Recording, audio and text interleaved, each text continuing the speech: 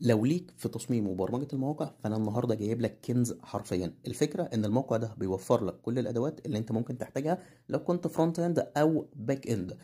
هتوفر لك مجموعة من الأدوات من CSS ترانزيشن وبوكس شادو ولاينير جراديانت وأنيميشن. كل اللي عليك إن أنت بتدخل على الموقع وبتشوف الحاجة اللي أنت محتاجها وبتاخد الكود بتاعها وتحطها في المشروع بتاعك، وده اسم الموقع.